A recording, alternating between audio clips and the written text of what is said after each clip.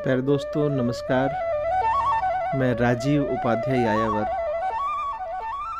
मेरा बहुत दिनों से मन था कि कोई ऐसी यात्रा की जाए जो कुछ अलग हो, जिसमें इतिहास तो हो ही, हमारी संस्कृति का समावेश तो हो ही, लेकिन धर्म और अध्यात्म की यात्रा भी इसमें शामिल हो, और वो यात्रा कुछ भिन्न प्रकार की हो। मैं जिस जनपद सहारनपुर का निवासी हूँ, उस जनपद सहारनपुर का सौभाग्य है कि वह पूर्वी ओर से गंगा द्वारा और पश्चिमी ओर से यमुना जी द्वारा सिंचित होता है।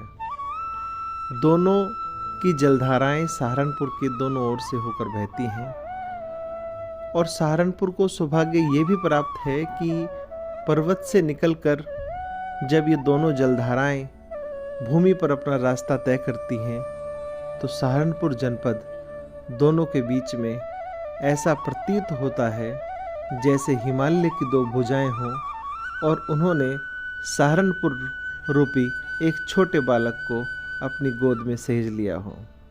सहारनपुर से उस स्थल की भी अधिक दूरी नहीं है जहाँ से सरस्वती नदी कभी प्रवाहित हुआ करते थे।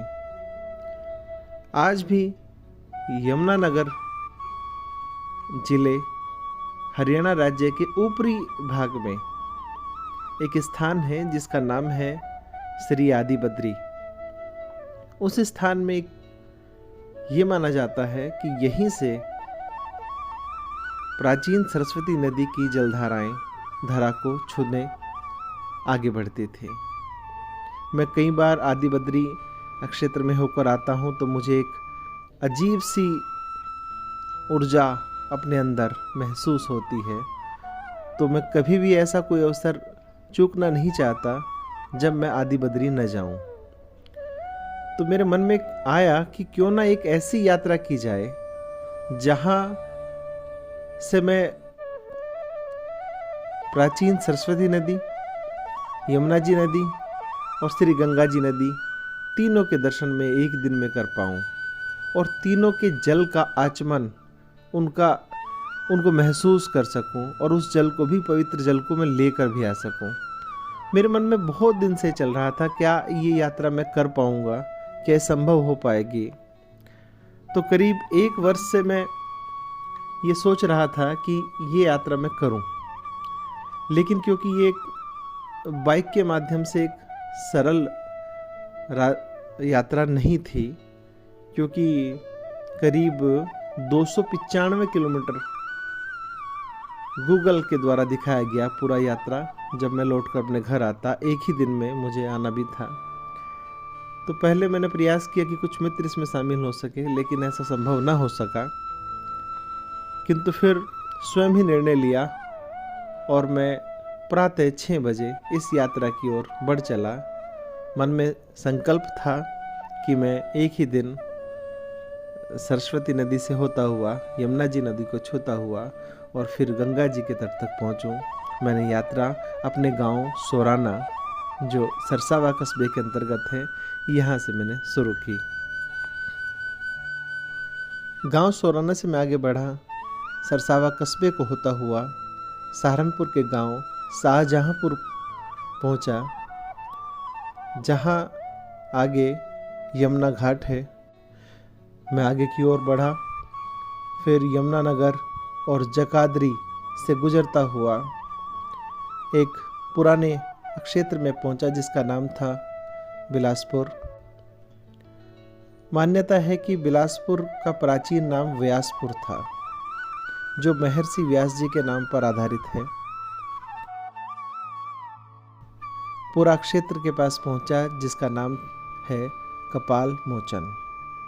कपाल मोचन को प्राचीन काल में सोम तीर्थ के रूप में भी जाना जाता था, ओशनस तीर्थ के रूप में भी जाना जाता था, और प्राचीन कथाओं में ये वर्णन मिलता है कि महाभारत काल में बलराम जी ने जो सरस्वती नदी की यात्रा की थी, उसका अंतिम पड़ाव कपाल मोचन था। कपाल मोचन को नमन कर मैं फिर आदि बद्री की ओर बढ़ चला।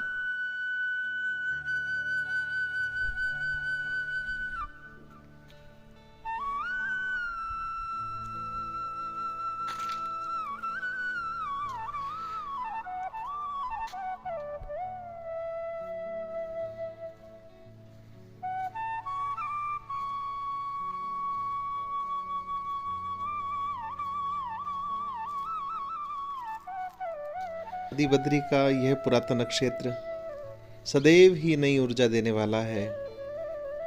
प्रत्येक व्यक्ति यहाँ आकर एक अद्भुत ऊर्जा का अनुभव कर सकता है। यह वो स्थान है जहाँ सरस्वती उद्गम स्थल सरस्वती कुंड है।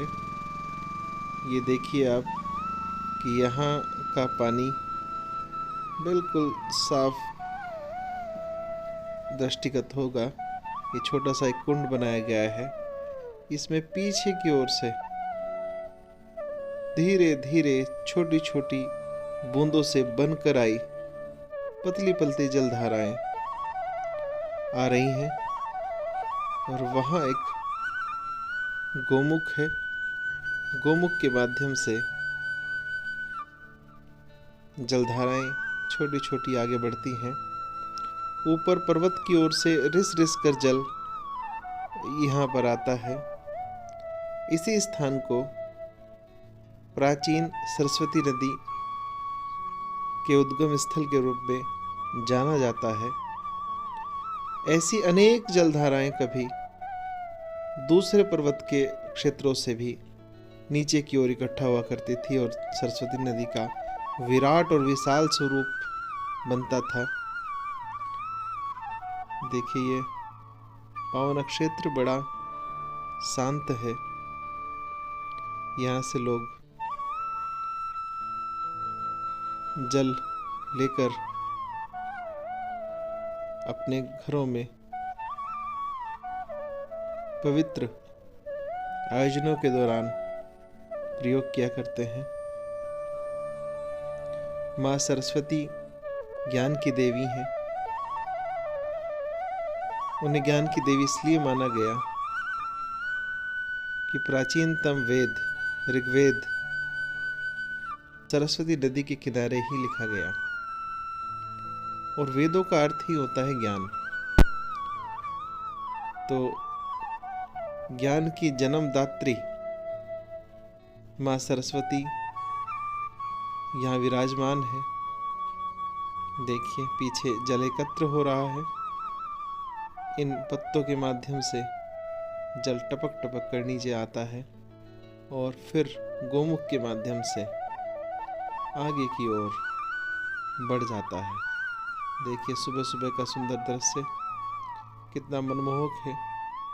सामने जो मार्ग दिखाई दे रहा है इसके बिल्कुल नीचे की ओर एक विशाल कुंड बना गया है जो माँ सरस्वती के इस जल के द्वारा और कृत्रिम जल के द्वारा पूरित कर सरस्वती कुंड के रूप में जाना जाता है।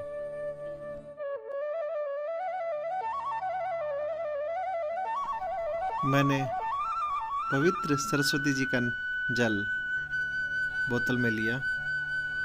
माँ सरस्वती सब पर कृपा बनाए रखे।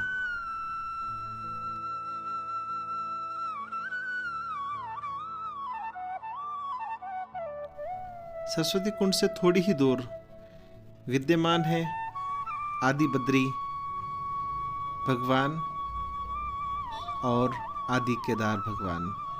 इस घाटी में आप दोनों ही स्थलों के दर्शन कर सकते हैं।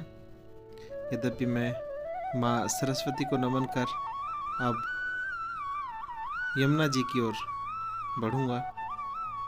ऊपर देखिए मंत्रा देवी जी का मंदिर है, विराजमान है।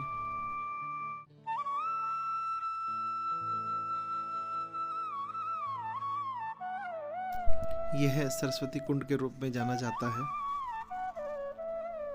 बड़ा सुंदर दृश्य।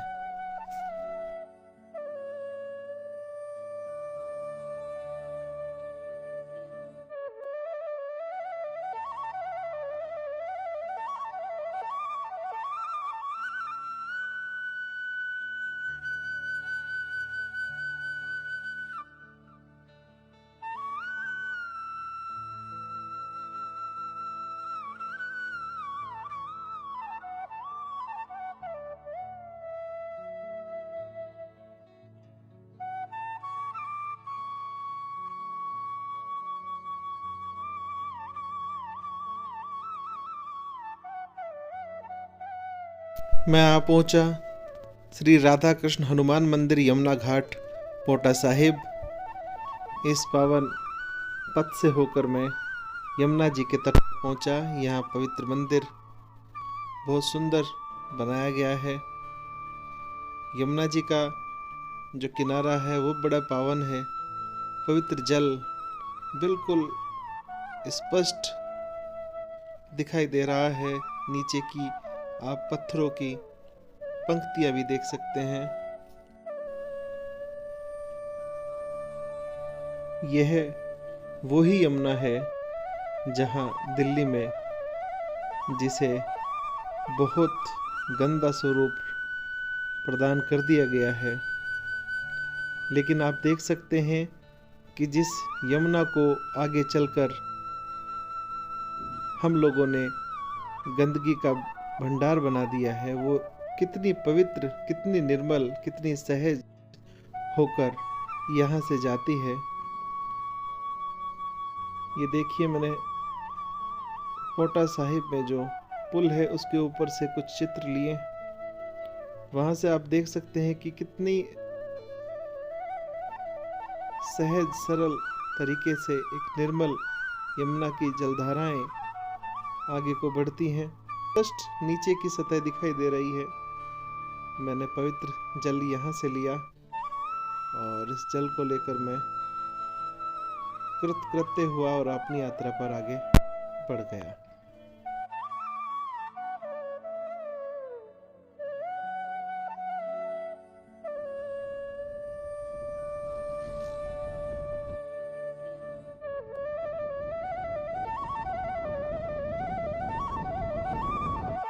मैं ऋषियों की भूमि ऋषिकेश के किनारे पहुंच गया हूं। यही वो पावन नगरी है जहां से हमारे अध्यात्म, धर्म, संस्कृति, इतिहास की कई गाथाएं लिखी गई। त्रिवेणी घाट ऋषिकेश, जहां की संध्याकालीन जो आरती है विश्व प्रसिद्ध है। मैं घाट के किनारे पहुंचा। गंगा जी को लोग यहाँ नमन कर रहे थे, अपने पूर्वजों को याद कर रहे थे और गंगा जी की धाराएं शांत चित्त होकर सदियों पुराने इतिहास को समेटे हुए आगे की ओर बढ़ रही हैं। सदियों से यात्रा यूं ही चलती आई है। गंगा जी न केवल हमारे खेतों को सींचती आई हैं, बल्कि गंगा जी हमारे धर्म, हमारे अध्यात्म, हमारे विश्वास, हमारे कर्म और हमारे तन मन सब कुछ का सिंचन करती आई हैं और करती रहेंगी। हम गंगा जी से सीखते आए हैं, सीखते रहेंगे। पीढ़ी दर पीढ़ी यही कर्म जारी रहेगा। माँ सरस्वती से यात्रा जो शुरू हुई, यमुना जी को नमन करते हुए गंगा जी के तट पर आ पहुंची। मैं इस यात्रा से अपने आप को धन्य समझता हूँ कि मैं एक ही दिन में तीनों नदियों के पावन जल को छू पाया और तीनों का जल लेकर मैं अपने घर जा रहा हूँ। आशा करता हूँ कि भविष्य में इन तीनों नदियों के किनारों की यात्राएं भविष्य में लोग करेंगे, क्योंकि ये नदियाँ न केवल हमारे जीवन बल्कि हमारे ज्ञान, हमारे सांस्कृतिक इतिहास की पोषक है। मैं पुनः फिर किसी यात्रा को लेकर आपके सामने आऊँगा। तब तक के लिए धन्यवाद। माँ सरस्वती, माँ गंगा, माँ यमुना जी आप पर कृपा बनाए रखें। सादर नमन।